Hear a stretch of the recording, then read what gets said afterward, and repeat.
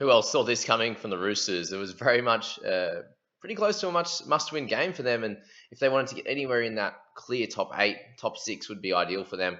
They have the best. They've one of the better teams for sure, and I think they should be up there. And I definitely didn't see 80 points in the game, but I saw them coming out and putting on a performance, and especially through those top guys. And you can see that there with Manu, Walker, Teddy, Radley, all having great games. And who else was sweating on that last Tedesco try? I bought him in this week, and I was like, oh, beautiful. They're on, they scored plenty of points. Teddy scored, and then if you look at the scores, in the back end of the game, you'd expect him to be on 50 or 60, and he can get those types of games without even scoring. And when he does, to not be on that many points was pretty scary. So thankful for the the try at the end of the game there to save him. But what can we say? Jovi Manu, spoke about him pre-game, during the week, that him at 6 is just another beast, man. And to score 2 tries, have 2 try assists, 3 line breaks, the 14 tackles in there as well for 1 miss, which is great, which is not what we always expect from a 6. The 15 tackle breaks, almost 200 meters, a forced dropout even, 103 points in 71 minutes.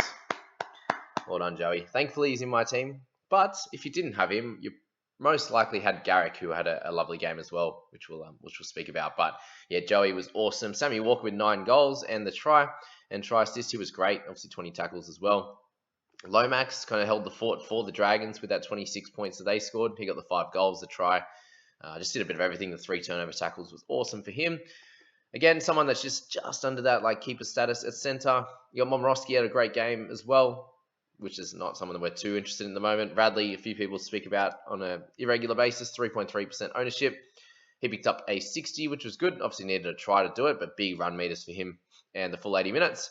Teddy, we spoke about, really pretty nice game. If he didn't have that try, he would have been in the mid 40s there. And but still, 190 meters, 10 tackle breaks was lovely. And obviously is someone that generally needs some attacking stats, especially with the tackle bust rule going down. But yeah, happy with Teddy.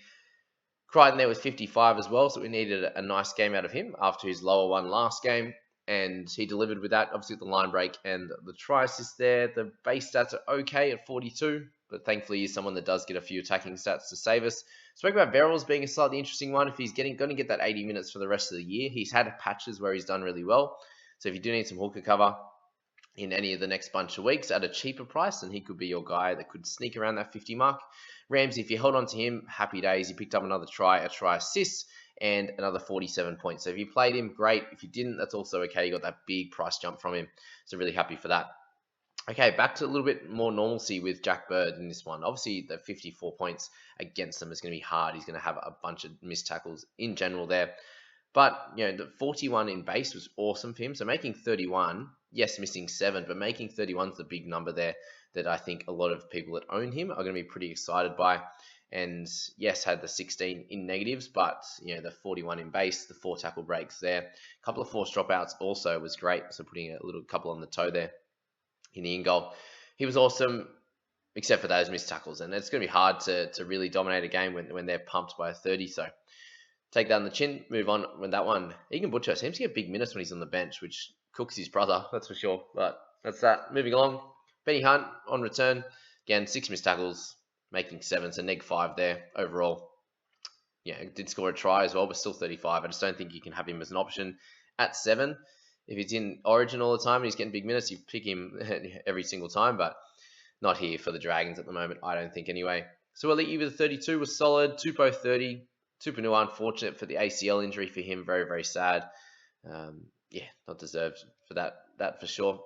Poor fella. And Billy Smith as well would shed a tear for him for another ACL injury. He's copped too much, and it's really, really sad to see. So sorry to see that from Smithy, and obviously Taukei'aho going off early as well. For anyone who owns him, there's a couple of people out there actually that have jumped on his bandwagon. He's been awesome up until this point, so unfortunate for that as well. But yeah, and then the sneaky one here is that the Andrew McCulloch 56 minutes was not expected. Obviously, having guys like Mbai on the bench there could take away a little bit of that. But had guys like Maguire that didn't play big minutes. So very interesting how that worked. Molo, so strange that McCulloch didn't get the full 80, and that's why we kind of said that he was less sneaky. It's going to score pretty well at that cheaper price, but had that potential not to play the full 80. And if he doesn't, he's very much a tackling guy.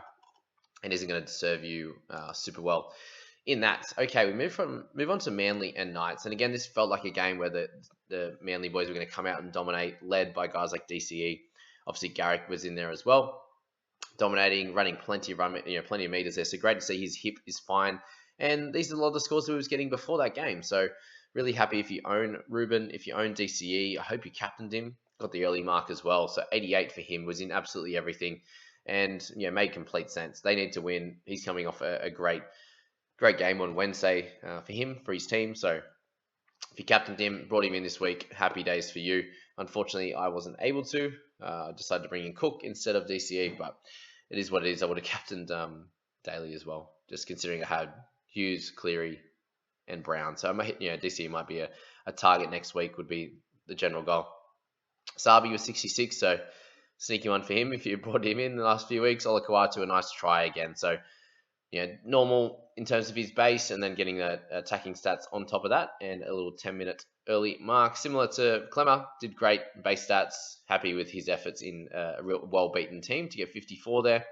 Davey was sneaky, got the try assist and the try. Ponga, you'd say he's pretty close to being back. You'd have to say he's obviously played great in Origin, coming off that spectacular game. To get a try here, run for 200 meters is much better to see. That's what we're looking for with Ponga. If he can run for the 200, he's naturally going to get the tackle breaks, and you can you can go from there. Someone we're really happy with is Kolar there with 44 in his 2 line break, 1 try effort.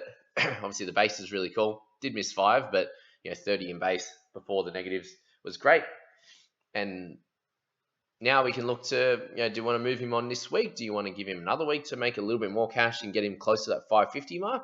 There's a few questions, but they're great questions to ask yourself. You're not too worried about those, that's for sure. Brayley, let's let his cash drop a lot before we even think about him. Scored the same this week that he did in that 40-odd minute effort last week. And then for looking down the line, we've got really not too much more to talk about. Milford had a low one. Brodie Jones, if he waited all that time for him, he's going to start to lose money now. And it's just only getting 10 minutes, so he's going to be so cheap next year. And very interesting to see where he's going to, what position he's going to play, how that's going to work for him, because, that's a very interesting one. But the biggest one here, actually 2 of them, we do have Mitchie Barnett, so 35 for him in a 63-minute effort. So we're looking for him to get 80 in that position, and it's not going to happen. You got Fitzgibbon back now. Very, very interesting how that's going to work. After his massive score last week, this is what we've been speaking about with him, though, the very up and down nature of his scoring. Big one, down to a 35 in this game there. So that's that one there. And the biggest one is Frizzell, man. Even that, 29 there in 46 minutes is not too bad for a PPM, but we're looking for him to get scores of over 50, and he would be looking at close to a 50 in that scoring. But the 46 minutes there, if you've brought him in the last 3 weeks, like I have in the people's squad, in the head-to-head squad, you're absolutely shaking your head, and he's going to be cheaper and cheaper and cheaper. And now the question becomes, do you actually trade him out? And he's going to be so cheap for a guy that's actually so good. So a strange one with Frizz, and we'll have to look at him during the week in a little bit more detail and make that decision. So tough one overall, but that's that.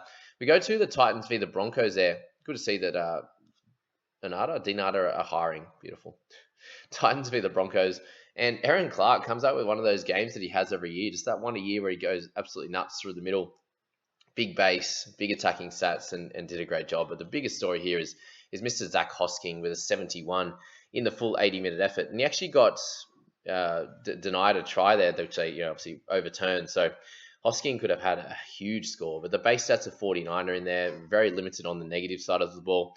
6 tackle breaks, the 2 offloads. If he could sneak another game or 2 in this starting side, which is probably not going to happen when you've got Ricky and you've got Kurt Capewell coming back. But if there's an injury at all, he could be someone that you could just play on a regular basis. I felt very comfortable playing him after his 80-minute effort last week in the 55. So Hosking was awesome. Same as Sexton, 67 for him. Really, really good effort. Obviously up and down on a general basis of 548k now overall. But it was great.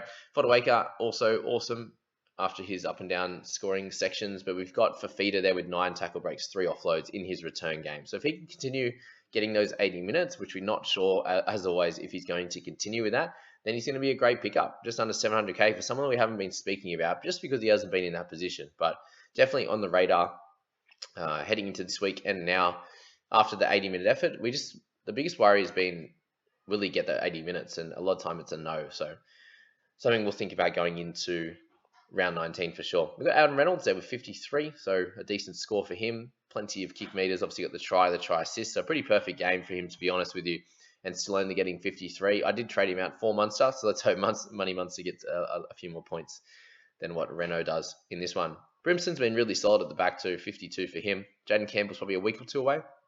Just be aware of that. What about young Fafita there on the wing? He was spectacular for 50 points and just had no negatives really, apart from the one missed tackle. 208 meters, 5 tackle breaks, a line break. He was awesome there.